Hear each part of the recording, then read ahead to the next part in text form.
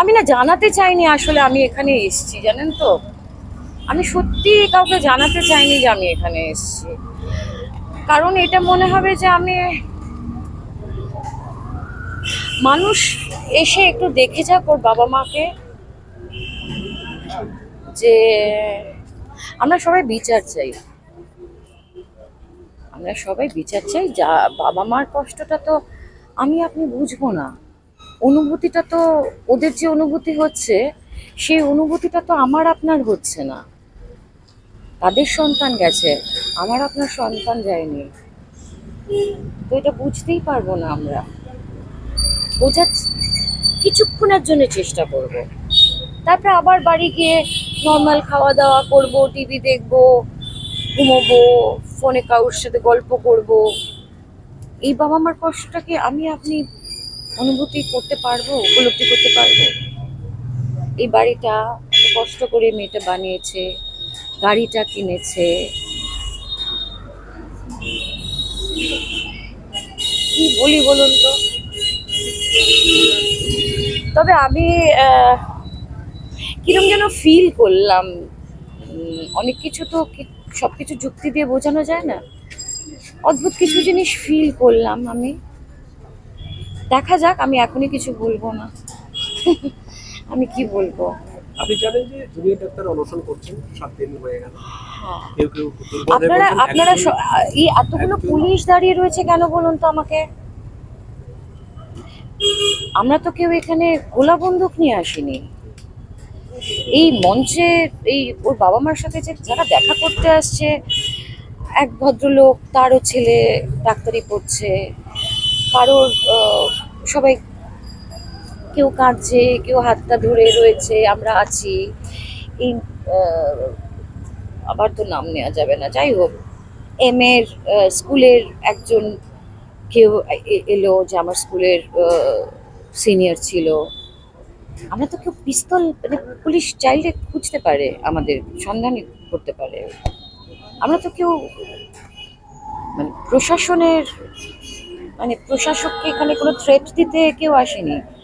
শান্তিপূর্ণভাবে তুই বাবা মা বসে আছে, তাদের আত্মীয় পরিবার, তাদের যারা ভালো চায় কিছু মানুষজন, আর দূর দূর থেকে লোকজন আসছে বাবা মার সাথে একটু দেখা করে যেতে আজকের এই পুজোর দিনেও।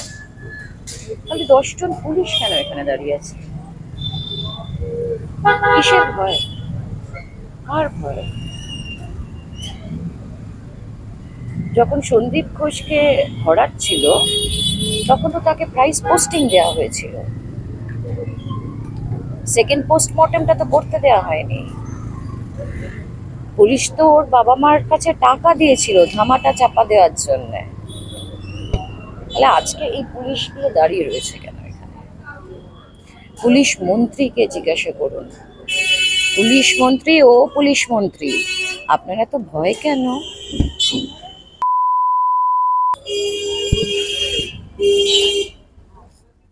ওর বাড়ির সামনে এতগুলো পুলিশ, 10 জন।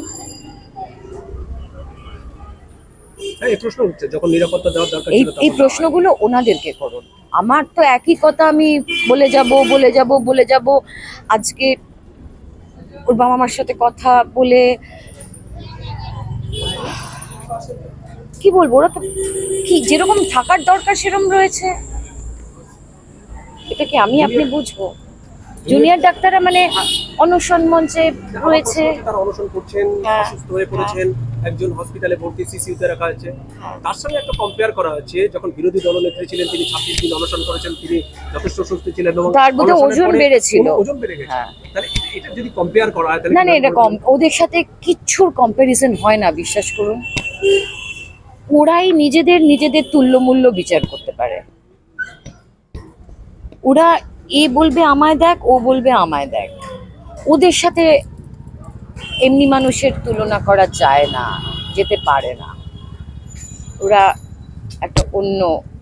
তাহলে সেই সময় যে অভিযোগটা ছিল কার্যত সত্যি, মানে পর্দার আড়ালে কিছু একটা করা হতো, স্যান্ডউইচ বা আমি না ওনার অত ইয়ে করি না, স্পাইগিরি করিনি। তবে দামি চকলেট খেতো আমি সেটা শুনেছি, এটা নিন্দুকেরাও বলতে পারে, সেটা আমি জানি না। কারণ কারোর ওজন 10 কেজি বাড়তে পারে না, 26 দিন ওইভাবে অনশন করা যায় না বলে বোধ হয়। সো 4-5 দিনে ইয়াং ছেলে মেয়েদের যদি এই অবস্থা হয় 5-6 দিনে, আমরা একদিন না খেয়ে থাকতে পারবো? আপনি পারবেন? চেষ্টা করুন, চলুন কালকে আমরা সবাই মিলে, কালকে সকাল 8টা থেকে আমরা রাত 8টা অবধি না খেয়ে দেখি আমাদের কিরকম হয়। তাহলে এই ছেলে মেয়েগুলো 7 দিন হলো, আর উনি 26 দিন, মগের মূল লোক।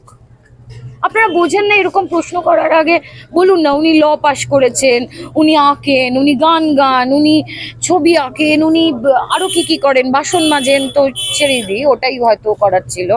উনি সব কিছু পারেন, কোনো আবার প্রফেশনকে ছোট করছি ভাববেন না। তো ওনার তুলনা উনি নিজে আর ওনার চারপাশে যারা নির্যাতি তার ফাঁসি চান তারাই।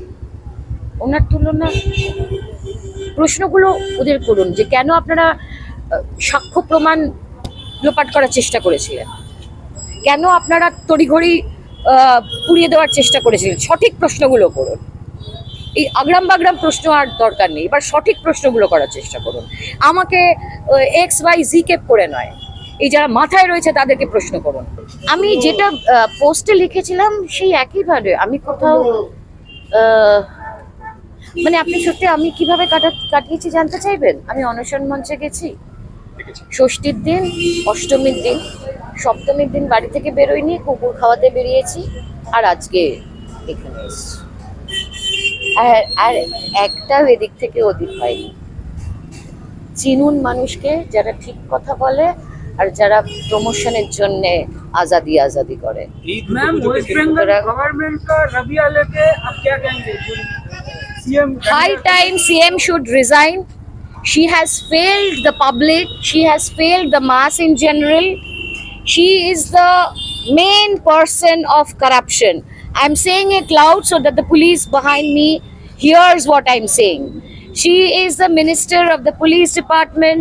She is the minister of the health department, which has failed us, failed this state miserably. We have seen teachers on strike. Now we are seeing doctors on strike. So these two being the pillars of the society, this too has broken down in shambles. And let her play Dandiya. We are going to play very soon and make her resign. লাস্টে দিয়ে একটা question করবো, সেটি হচ্ছে যে আপনি জানেন দুর্গাপুজোকে কেন্দ্র করে 2 দিন আগে একটি ঘটনা ঘটেছিল গার্ডেন রিচে। সেখানে দুর্গাপুজোর চলাকালীন মহিলাদেরকে সেখানে উত্তক্ত করায় বলা যায় সেই পুজো প্যান্ডেল ভেঙে দেওয়া হবে বা মূর্তি ভেঙে দেওয়া হবে। নির্দিষ্ট কমিউনিটির লোক, আপনারা বলুন না, আপনারা কেন বলছেন না? আমার মুখ থেকে কেন কিছু সব শুনতে চাইছেন? নির্দিষ্ট কমিউনিটিটা কে? আপনারা সবকিছু একজনের মুখে কেন ইয়ে করতে চাইছেন? আমি বলছি বলে আমার পাশে আরেকজনকে দাঁড় করান না যে সেও এইভাবে বলবে। কেন আমাদের মতো কয়েকজন গুটি কয়েক লোক বলবো? কেন সবাই মিলে এখানে যারা আছে তারা বলবে না? কেন সবাই মিলে বলবে না যে আমরা উৎসব চাই না, আমরা পুজো চাই না, আমরা জাস্টিস চাই? কেন উই ডিমান্ড জাস্টিস বলার জন্য আনবেলেবল হয়ে তার বাচ্চা কতগুলো ছেলে মেয়েকে জেলে ইয়ে করতে হয়? কোন রাজ্যে বাস করছি আমরা? এই ভয়ের সন্ত্রাস হিটলারের রাজত্বে বাস করছি আমরা, যে সবকিছু একদম ওপর চকচকে চকচকে লাইট জ্বলছে, চারিদিকে উৎসব চলছে। লাথি মারুন এই উৎসবে যদি সৎ সাহস থাকে আপনাদের।